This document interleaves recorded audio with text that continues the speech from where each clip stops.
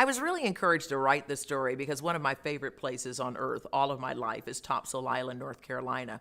Back in 1948, my grandparents were one of 10 black families who founded the first black beachfront community in the state of North Carolina, and that's where my parents dated and my grandparents had a home, and then I would eventually have my own home there. I also survived being one of 11 people stuck on that island back in 1996 when Hurricane Bertha slammed the island. I had to eat at the Red Cross for 3 days, and I wanted to capture that moment. I wanted to capture the beauty of the island.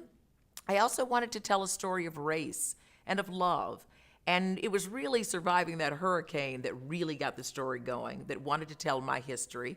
And also, how could I speak about race relations and class relations during those times in a positive way? And I decided to tell it in a love story. So that inspired me very much because when I went to the Red Cross to eat for those 3 days, there was a police officer who escorted me every day. And come to find out, we both were in love with this island and couldn't understand why we didn't know each other as children or know each other before.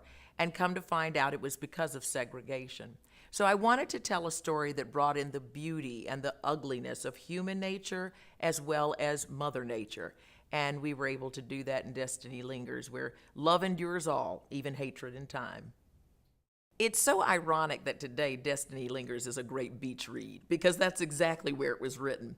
This started off as a hobby for me for many years. My friends would take a book to the beach to read, and I would take one to write.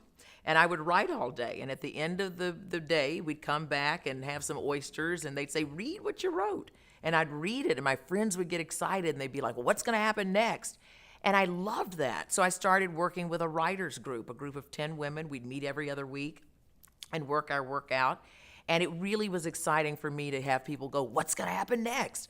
And that kept driving me, and that kept driving. After a while, the book had legs, and people were like, you need to tell that story.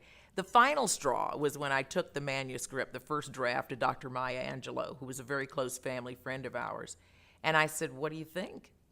And when she finished it, she was sitting at her dining room table, and she plopped the manuscript in front of me, and she said, I am so angry with you. You know, that deep, booming voice. And I said, why? What did I do? Split a verb? What did I do? She said, you finished it.